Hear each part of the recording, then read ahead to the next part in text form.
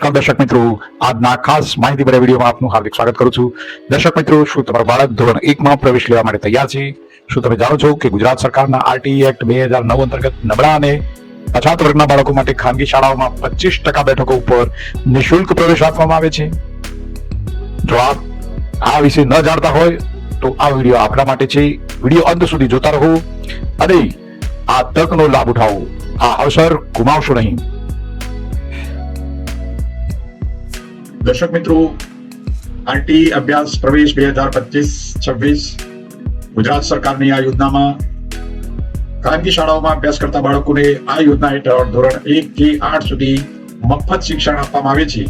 ગુજરાતી અથવા અંગ્રેજી આપ જે માધ્યમમાં પ્રવેશ મેળવવા ઈચ્છતા હો તે માધ્યમ જ પસંદ કરી શકો છો. બાળકની ઉંમર 1 જૂન 2025 ના રોજ 6 વર્ષની હોવી જોઈએ. આની જાહેરાત 19/2/2025 ના દિવસે બહાર પડી છે. તારીખ 19/2/2025 થી 26/2/2025 સુધી વાલીઓએ ડોક્યુમેન્ટ એકઠા કરી લેવાના છે. 28/2/2025 થી 12/3/2025 સુધી ઓનલાઈન ફોર્મ ભરવાની પ્રક્રિયા ચાલશે. ઓનલાઈન ફોર્મની ચકાસણી એપ્રુવ રિજેક્ટ કરવાની પ્રક્રિયા 28 ફેબ્રુઆરી થી 13 માર્ચ સુધી ચાલશે.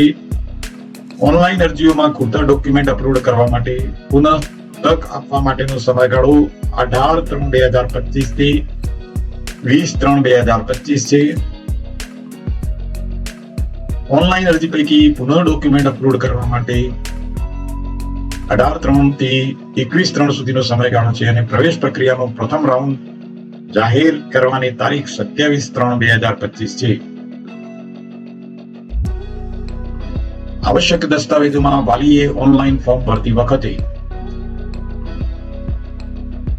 આધાર પુરાવા જેવા કે જન્મનો દાખલો, રહેઠાણનો પુરાવો, જાતિ કેટેગરીનો દાખલો, આવકનો દાખલો, ઇન્કમ ટેક્સ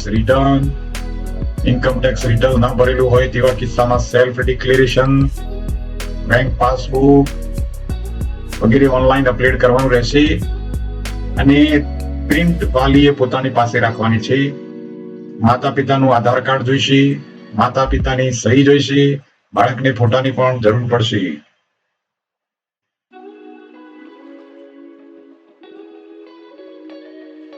રહેઠાણના પુરાવા તરીકે આધાર કાર્ડ, પાસપોર્ટ, વીજળી બિલ, પાણી બિલ, ચૂંટણી કાર્ડ, રેશન કાર્ડ. જો ઉપર મુજબના આધાર પૈકી કોઈ એક આધાર હોય તો રજીસ્ટર્ડ ભાડા કરારની જરૂર રહેતી નથી. પરંતુ જો કોઈ રહેઠાણનો પુરાવો ના હોય ત્યારે રજીસ્ટર્ડ ભાડા કરારની જરૂર પડશે. નોટરાઇઝ ભાડા કરાર માન્ય ગણાશે નહીં. વાલીનું જાતિનું પ્રમાણપત્ર જોઈશે, જે સમાજ કલ્યાણ અધિકારી, તાલુકા વિકાસ અધિકારી અથવા સક્ષમ અધિકારીનું પ્રમાણિત હોવું જોઈએ.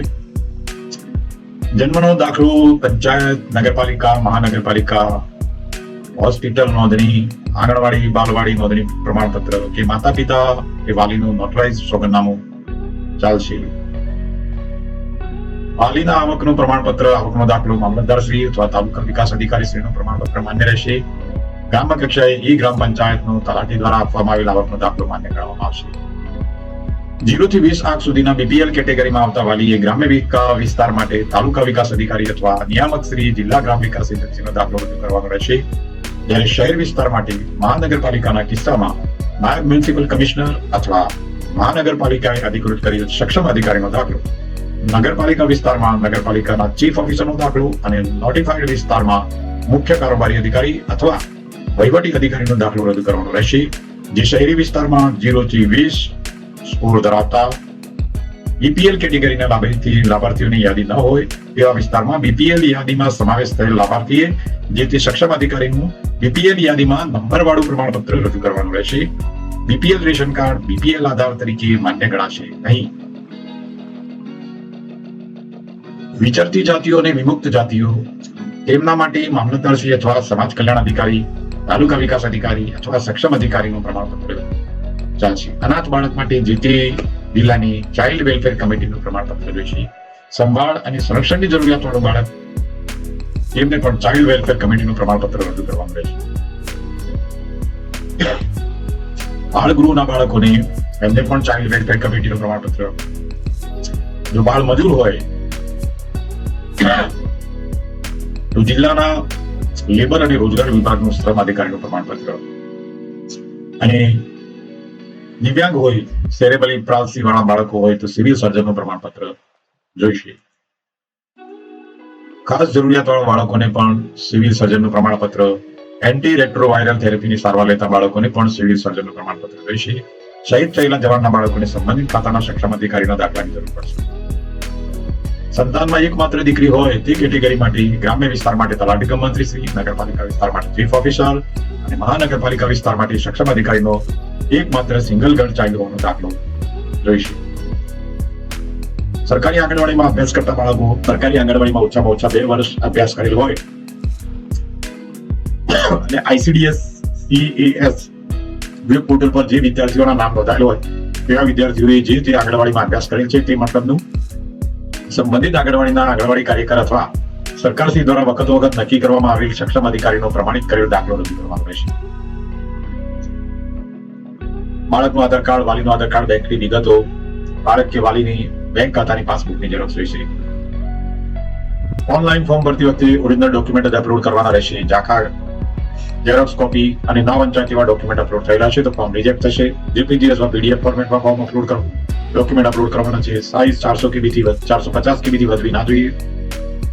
જો રજિસ્ટર ભાડા કરાર હોય તો તેની સાઇઝ 5 MB સુધી અપલોડ થઈ શકશે. શાળા પસંદ કરવા માટે કોઈ મહત્તમ સીમા નથી. આપના રહેઠાણથી 6 કિલોમીટર વિસ્તાર સુધીમાં આવેલી શાળાઓ પૈકી આપ ચાહો એટલી શાળા પસંદ કરી શકો છો. વધુમાં વધુ શાળા પસંદ કરવી હિતાવહ છે, પરંતુ આપના બાળકની ઉંમરને ધ્યાને લઈ શાળાએ આવવા જવામાં સરળતા રહે તેવી નજીકની શાળાઓ ક્રમાનુસાર પસંદ કરી બાળક માટે હિતાવહ છે. જ્યાં સુધી આપ કન્ફર્મ નહીં કરો ત્યાં સુધી ગમે તેટલી વાર ફોર્મ સુધારો કરી શકશો. એકવાર કન્ફર્મ થયા બાદ તે ફોર્મ એડિટ થઈ શકશે નહીં, પરંતુ આપ નવું ફોર્મ ભરી શકો છો. નવું ફોર્મ ભર્યા બાદ આપનું જૂનું ફોર્મ રદ થઈ જશે અને આપને SMS થી જાણ પણ કરવામાં આવશે. ફોર્મ ભરતી વખતે કેટેગરી, શાળાનું માધ્યમ વગેરે અગત્યની તમામ વિગતો લખવામાં ભૂલ ન થાય તેની ખાસ કાળજી રાખવી. આપી દર્શાવેલ મોબાઈલ નંબર પર SMS દ્વારા આપને જાણ કરવામાં આવશે. નેટવર્ક મોબાઈલ પ્રોબ્લેમના કારણે કોઈ વાર SMS ના પણ મળે તેથી આપી વખતો વખત વેબ પોર્ટલ http://rte.orpgujarat.com જોતા રહેવું. અરજી કન્ફર્મ થયા બાદ આપ કોઈ પણ સમય પર આપનો અરજી નંબર અને જન્મ તારીખ એન્ટર કરી પ્રવેશની સ્થિતિ જોઈ શકો છો. આપને પ્રવેશ મળ્યાની જાણ થયા બાદ તુરંત જ જે તે શાળામાં જરૂરી આધાર સાથે શાળાના સમયે પહોંચી જઈ પ્રવેશ મેળવી લેવો. જણાવેલ સમય મર્યાદામાં આપ પ્રવેશ નહીં મેળવો તો આપનો પ્રવેશ રદ થઈ જશે અને પછીના ક્રમમાં બાળકને ફાળવણી થઈ જશે. તમે જરૂરી આધાર પુરાવા રજૂ કરતા હોય તો પણ શાળા પ્રવેશની ના પાડે તો તાત્કાલિક જે તે જિલ્લાના જિલ્લા શિક્ષણાધિકારી, જિલ્લા પ્રાથમિક શિક્ષણાધિકારી ની કચેરી ખાતે રૂબરૂ જઈ વાંધા અરજી આપવાની રહેશે.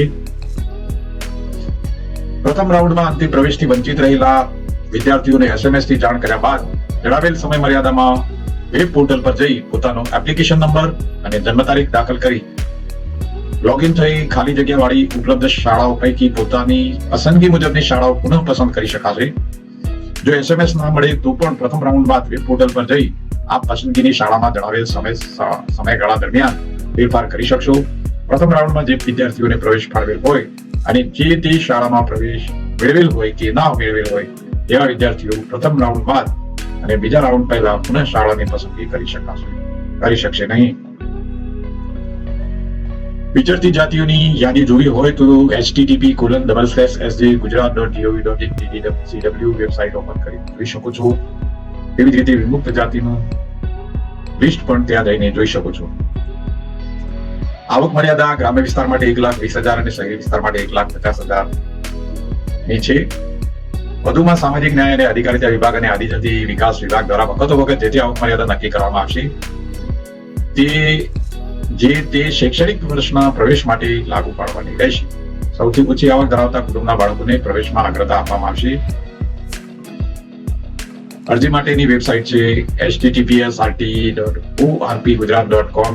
ઓનલાઈન ફોર્મ ભરવાની તારીખ 28 ફેબ્રુઆરી 2025 થી સ્ટાર્ટ થશે, જે 12 માર્ચ 2025 સુધી ચાલશે. અરજી કેવી રીતે કરવી તેના વિશે આપ જાણવા માંગતા હોય તો કમેન્ટમાં જરૂરથી લખજો. અમે એના પર પણ એક વિડીયો બનાવી દઈશું.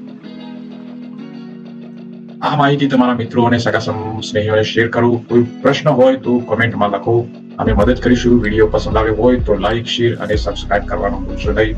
વિડીયો જોવા બદલ ધન્યવાદ.